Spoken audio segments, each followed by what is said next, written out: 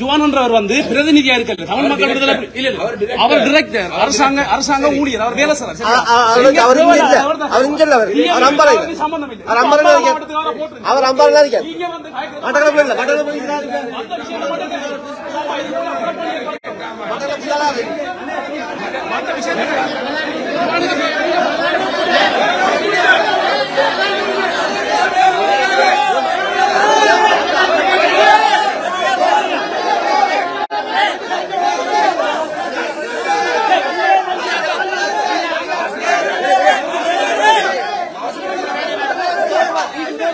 காசு வாங்குறாரு மட்டக்களப்பு ஓய்சி காசு வாங்குறாரு மட்டக்களப்பு ஓய்சி ஸ்டால் ஓய்சி காசு வாங்குறாரு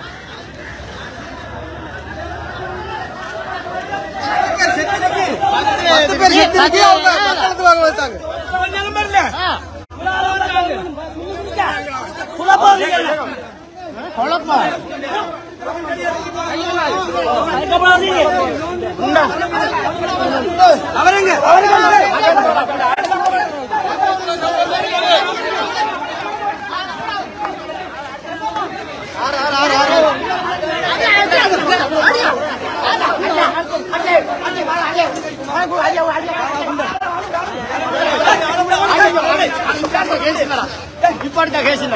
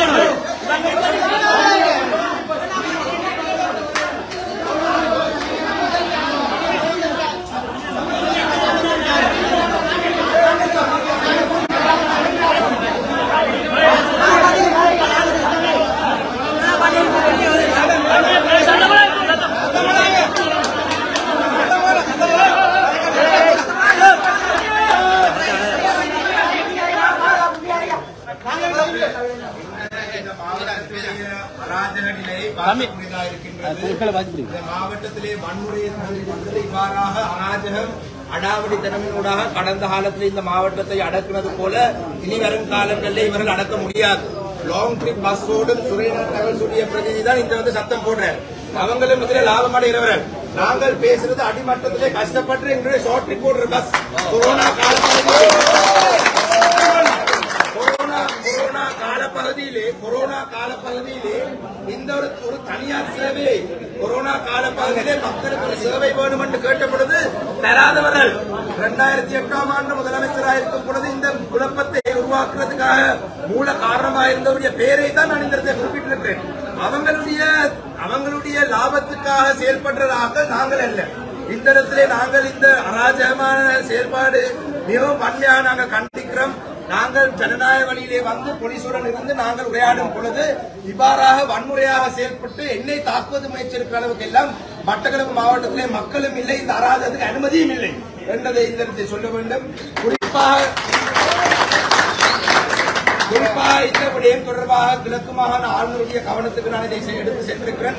கிழக்கு மாகாண ஆளுநர் கௌரவ செந்தில் தொண்டமானவர்கள் இந்த அடுத்த முறை மட்டக்களப்புக்கு வரும் பொழுது ஒரு இணைந்த சேவை மட்டக்களப்பு மாவட்டத்திலே தனியார் போக்குவரத்து சபைக்கும் சிடிவிக்கும் இடையில ஒரு இணைந்த சேவை உருவாக்கி அதே போல இந்த பெர்மிட் இல்லாம மட்டக்களப்பு மாவட்டத்தை ஓடுவதை நிறுத்துவதற்கு தான் ஒத்துழைப்பு தருவதாக அவர் வாக்குறுதி அளித்திருக்கிறார். இந்த மக்களுக்கு அவரை சந்திப்பதற்கான ஏற்பாடும் நாங்கள் செய்யறதுக்கு தயாராக இருக்கிறோம். ஆனால் கடந்த காலத்திலே போல இவ்வாறான விடயங்களை குழப்புவதற்கு இன்று நடந்தது போல உங்களுக்குள்ளே சில குழப்பவாதிகளை ஏற்படுத்துவார்கள். நீங்கள் இன்று இருக்கிறது போல ஒற்றுமையாக மிக அவதானமாக இருக்க வேண்டும். ஏனென்று சொன்னால் உங்களுக்குள்ளே சில குழப்பங்களை ஏற்படுத்தி உங்களுக்குள்ளே சில முரண்பாடுகளை வளர்த்து இந்த பிரச்சனை 10 பேர் போய் சொன்னால் இல்ல இணைந்த சேவையும் தேவையில்லை, ஒன்றும் தேவையில்லை, அது சாணக்கியோட 10 பேர் வந்து அண்டை காய்ச்சிட்டு போனது எங்களுக்கு தேவையில்லை ஒரு வார்த்தை யாராவது சொல்லுவாக இருந்தால் இந்த முயற்சி அதோட முடிந்துவிடும். என்னுடைய முயற்சி இருக்கும் எப்பொழுதும் உங்களுக்காக. ஆனால் அதை ஒரு காரணமாக பயன்படுத்தி இந்த விடயத்தை நிறுத்துவதற்கு முயற்சிருப்பார்கள். அப்ப இதை நாங்கள் மிக கவனமாக இருக்க வேண்டும். இன்று நீங்கள் அனைவரும் நேற்றைய தினம் என்ன வந்து சந்தித்து நீங்கள் எனக்கு உங்களுடைய ஆதங்கத்தை கேட்கும் பொழுது மிகவும் கவலையா இருந்தது. மிகவும் கவலையா இருந்தது என்றால் பஸ்ஸை வைத்துக் கொண்டு ரூட் இருக்கிறார்கள், வீட்டில் பஸ்ஸை பார்க் பண்ணி கொண்டு இருக்க வேண்டிய ஒரு நிலைமை, டீசல் காசும் இல்லாத ஒரு நிலைமை. ஆனால் எங்கே இருந்து வார ஒரு சில்வா என்ற நபர் எங்களுடைய மாவட்டத்திலே ரூட் இல்லாமல் பத்து பஸ்ஸை ஓடி எங்களுடைய மாவட்டத்துடைய வளங்களை அள்ளிட்டு போறாரு. இதுக்கு பொறுப்பானவர்கள் வந்து அவர் அம்பாறையை மாற்றப்பட்டாரா இருந்தாலும் 8 வருடங்களாக இந்த ஊழல் மோசடி நடக்குது என்பது இந்த ஓய்சி சொல்லியிருக்கிறார். அப்ப 8 வருஷத்தாக என்னதை பார்த்து கொண்டிருந்தவர்கள். அப்ப இந்த விடயம் தொடர்பாக இன்று நாங்கள் அமைதியான முறையிலே நாங்கள் இந்த போராட்டத்தை செய்திருக்கிறோம்.